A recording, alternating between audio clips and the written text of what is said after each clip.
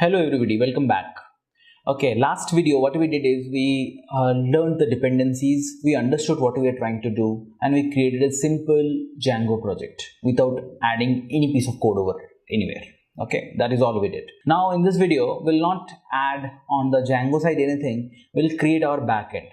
What we'll do is, okay, we'll use a pre-trained deep learning model. I'll discuss about those things.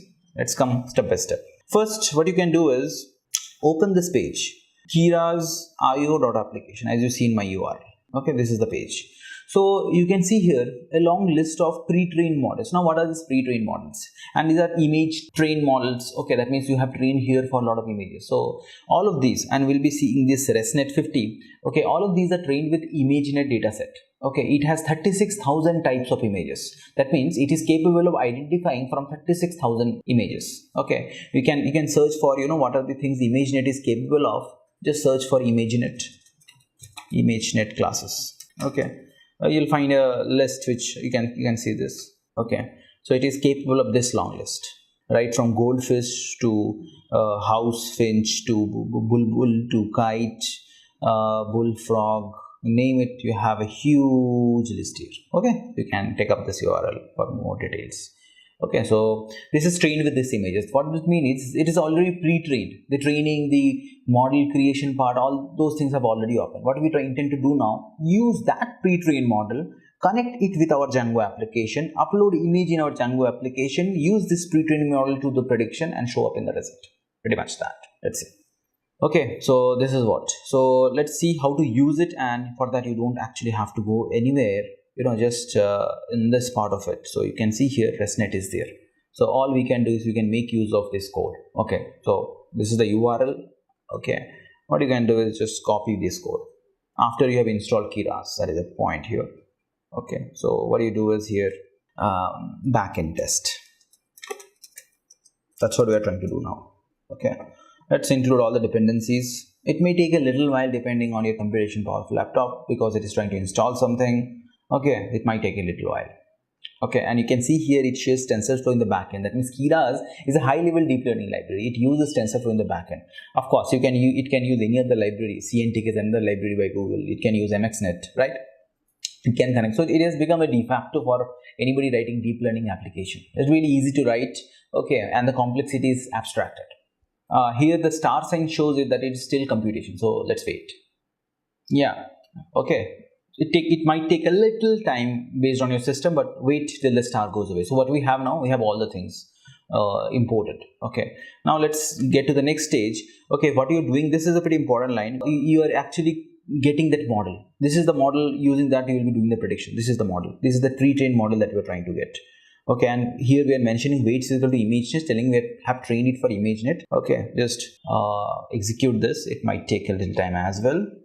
Okay, till the time what we'll do is we'll try to download some animals image which we want to detect. Okay, so what will I do? I have few images in my system, or you can of course Google it. Let's Google it. See, it mentioned that it is trying to download and it may take this file. It will of course reduce that a bit. So what you can do is, okay, so let's see here, just search for elephant or teddy bear. Say pug, right? Let's search. If you're a dog fan, you definitely love pug. Let's see. Okay, so maybe we really want to search this guy. Okay, let's save this photo. Okay, so in pictures, pug. Okay, so that's the whole idea. Now let it finish. It's about to. As soon as the star goes away, it tells you it is done. Let's see. Yeah, we can see now that it is gone. It has finished now. So let's choose the animal that we want to. So here they have done with elephant. Okay, of course you can name it anything. I have a pug here. It's been my pictures. It's not giving me the full path. So what I can do is properties pug.jpg, right? Okay, we want to see the image. What you can do is import matplotlib.pyplot as plt percentage. Okay, this will make sure that you can see it here. Okay, then let's load the image, and from skimage.io import just to see the data and all that. Import IM read. Okay, you can see the image. Okay, as we understand, image is actually internally all the numbers. Each pixel of an image is represented by RGB. Just a brief around image, and you can see this is the image details. Okay, you can see all the values of RGB. We don't have to deal a lot around it. Just mention here image is equal to this. Okay, and if you want to see the image, plt.im show. Okay, if you do this here, it will show. So this is the thing. Okay, so now what we want to do is we want to do some prediction around it. Okay, again, let's get back here. Okay, this is basically image load and you're trying to predict. Let's execute it here. Yeah, it's done. So if you do preds, okay, you can see some information which is not making a lot of sense here, right? We want to interpret this information. So what we can do is you can use this line, decode prediction is the API, and we do this. Okay, it will make a lot of sense now. It will tell you which class of it is. So you can see here it is executing.